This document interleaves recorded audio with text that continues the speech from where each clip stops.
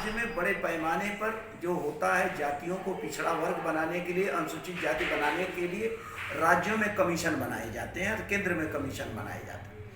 2003 में वाजपेयी की सरकार में कोई राज्यों से सहमति नहीं ली गई, केवल मंडल जो बैकवर्ड क्लास कमीशन को, चूंकि दिल्ली में उपस्थित है इसलिए उनको कॉन्फिडेंस में लिया गया। और जितने लोगों को मैं दावे के साथ कर रहा हूँ, मेरे पास सारी रिपोर्ट है कि 2003 में जितनी बड़ी मंडल कमीशन और हेरा फेरी की गई है, वो पिछड़ों के लिए सबसे बड़ा सेटबैक है। पिछड़े समझ नहीं पाए इस बात को, वाजपेयी जी ने किया। उसी लिस्ट में करीब 30-35 जातियां जो सवर्ण जातियां, सामान्य वर्ग की जातियां हैं, मोदी की काची मोदी गाची है, जो मोदी जी पिछड़े वर्ग का सीना फुला फुला कर रहे हैं। मोदी जी सही कह रहे हैं मैं पिछड़ा वर्ग, जो कि वो पिछड़े वर्ग नहीं है। दूसरी चीज, उसी समय जो है 2003 में इन्होंने नागरिकता कानून 2003 लाए 2003 लाए हैं। उसको समझना पड़ेगा कि 1971 के बाद से जब बांग्लादेश बना, बड़े पैमाने पर जो देश बंटवारा हुआ, उनकी शर्तों में ये था कि जहां पर जो लोग मेजॉरिटी में होंगे, चाहे दलित हो, चाहे पिछड़ा हो, चाहे जो भी हो, उनको हम भारत देश वापस लाएंगे। उसी में जो थे बांग्लादेश के ही रहने वाले जो हैं, ये जो है आपके ज्योति बसु, बुद्धदेव भट्टाचार्य, सारे ब्राह्मणों को एक तरफ से और कुछ एक औरों लोगों को नागरिकता दी गई। ये बंगाल सरकार ने किया। और बाकी जो है जितने विनम्र शूद्रा से लेकर शेड्यूल कास्ट, बैकवर्ड थे, किसी को नागरिकता नहीं दी गई। आज भी आंदोलन कर रहे हैं नागरिकता के लिए। और आज जो है 16 राज्यों में बांग्लादेश के लोग घुसपैठिए के तौर पर 2003 में वाजपेयी सरकार ने यह भी कहा, ये घुसपैठिए अवैध घुसपैठिए। अरे भाई, तुम्हारी बंटवारे की शर्तों में था कि जितने लोग वहां के हिंदू लोग हैं जाना चाहते हैं भारत में आ सकते हैं, लेकिन तुमने जानबूझ के उस शेड्यूल कास्ट के बैकवर्ड लोगों को आने नहीं दिया। तुमने उनको नागरिकता नहीं देने दिया। तुमने केंद्र सरकार और राज्य सरकार, कांग्रेस कुछ समय सरकार रही, वहां क्या नाम, वामपंथ की सरकार, सबने मिल करके ऐसा। आज स्थिति है कि 3 करोड़ शेड्यूल कास्ट, CAA 2003 नागरिकता संशोधन कानून 2003 से 3 करोड़ से ज्यादा शेड्यूल कास्ट और बैकवर्ड जो नागरिकता विहीन है 16 राज्यों। ये समझना, मुसलमान तो भी बाद में आ रहे। उसके बाद अब उन्होंने कहा कि अवैध घुसपैठिए। ये 2003 में नागरिकता कानून के धारा 5 से लेकर के 8 तक संशोधन किया गया। उसमें संशोधन, उसको एक तरह से नागरिकता कानून ही खत्म कर दिया गया। दूसरी चीज, जब आप कहते हैं कि नागरिकता कानून धारा, उस पर कह लिए संविधान के आर्टिकल 14 पढ़ लीजिए, 17 पढ़ लीजिए, सारा चीज वो कहा जाता हम भारत के लोग, किसी समाज, किसी जाति, किसी वर्ग का नाम नहीं लिया जाता। उसमें सभी लोग, सभी जातियों, सभी धर्मों, सभी समुदायों को लोग आए।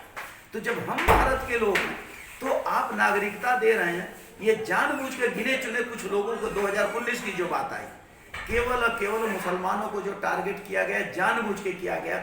हम किसी मुसलमान, किसी हिंदू के पक्ष में नहीं। नागरिकता दी जानी चाहिए तो संविधान के आधार पर दीजिए। संविधान की 14 धारा के, संविधान के 17 धारा, संविधान के 18, ये किसी भी धाराओं का विरोध नहीं होना चाहिए। हम कहते हैं हम पारसी को देंगे, हम सिख को देंगे, हम ईसाई को देंगे, हम इनको देंगे। बड़े पैमाने पर आप मुसलमानों को अदनान साहनी से लेकर के सबके सब दिया ही।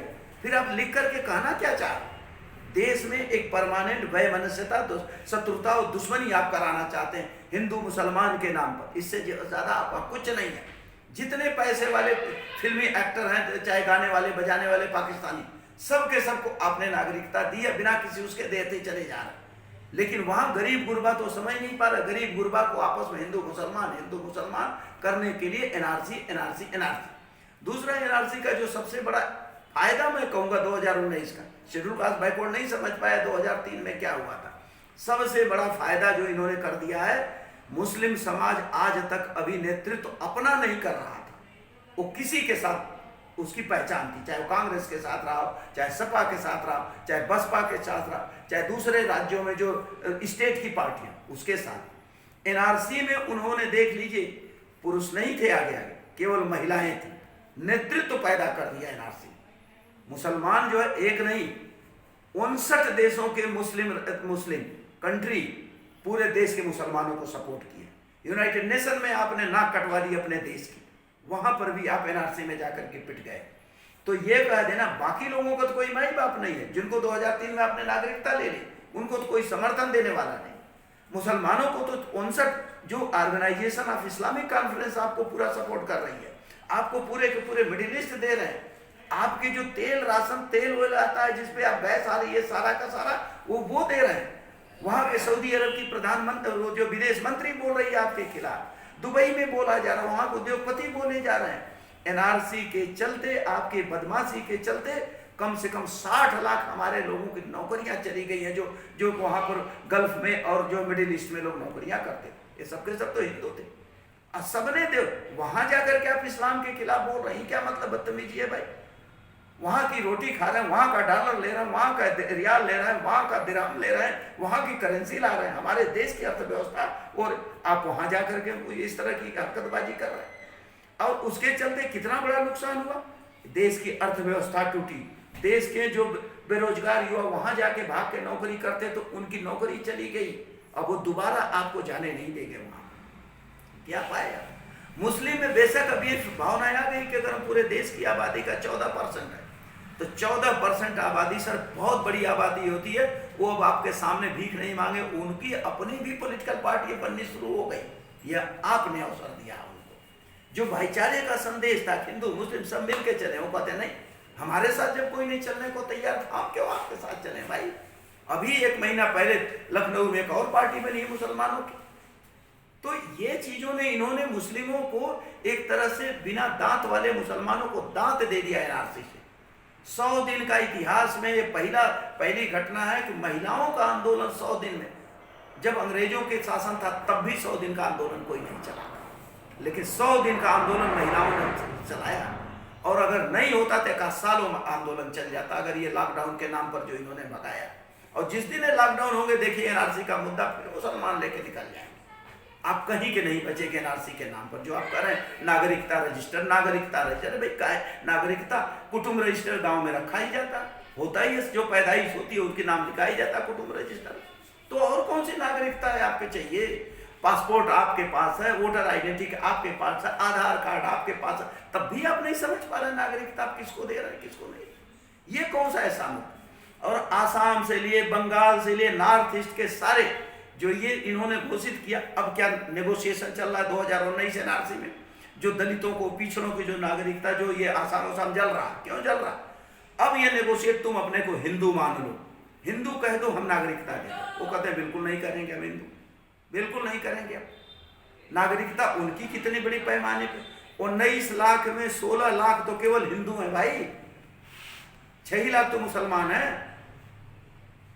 तो अब ये बताइए कि 12-13 लाख हिंदुओं की नागरिकता हम ले सकते हैं, जो पीढ़ी दर पीढ़ी कर रहा है। मेरे बाप दादे को 1970 का डॉक्यूमेंट मांग लीजिए, मेरे पास है कोई, आप कहते 1970 के वोटर लिस्ट में, वोटर लिस्ट किसकी, सरकार के पास कोई वोटर लिस्ट 1970 की नहीं, हमारे पास कहां से जाएगी। अभी आरटीआई मांग लीजिए 1917 के आजमगढ़ के फला गांव की वोटर लिस्ट दे दिया, देख लीजिए आपको पता चल जाए। ये केवल सरकार को उलझाने की नीति है, समाज में बिखराव करने की नीति है, दलितों, पिछड़ों को, मुसलमानों के खिलाफ खड़े करने की नीति है।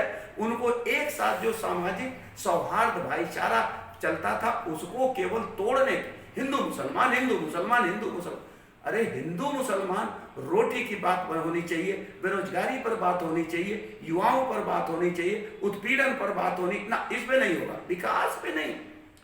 बांग्लादेश से विकास की दर में हम बांग्लादेश से नीचे जा रहे हैं, पाकिस्तान भी हमसे ऊपर जा रहा है, और हम लॉकडाउन के नाम पर, कोरोना के नाम पर जितनी चीजें हम नहीं कर सकते तो सारे के सारे हमने भी कर ही दिया। इसलिए सर मैं यही कहूंगा कि एनआरसी का जो मामला है, ये केवल वोट की राजनीति नहीं, ये कर पाएंगे नहीं, इनको कोई मानेगा। ये बात सही है कि पिछड़ा वर्ग और दलित, मैं कह रहा हूं, खुल के कह रहा हूं, पब्लिकली कह रहा हूं, महामूर्ख है, वो अपने अधिकारों को समझ नहीं पा रहा है कि उनके साथ साथ हमारा क्या नुकसान है। राज्यों में हम सरकार बना लेंगे, कोई बात नहीं, कहीं भी बना लेंगे, उत्तर प्रदेश बना लेंगे, बिहार में बना लेंगे, लेकिन नीतियां तो जो बनती हैं वो तो केंद्र सरकार बनाती है, केंद्र में तो आप कुछ कर नहीं पा रहे। तो ऐसी मतलब समस्याओं की जननी जो है कांग्रेस, और दूसरी उसने दूध पिलाया सांप को, कांग्रेस ने अपनी उसी को लेके आगे बढ़ गई, जड़ तो तैयार की गई कांग्रेस की। आपके के सामाजिक जो ये ताकतें जो कहते हैं हम पिछड़ा है, दलित है, फलाने हैं, ढमका है, ये लोग कब निकल के केंद्र में अपना ये करेंगे, वजूद बनाएंगे, सवाल आशीष।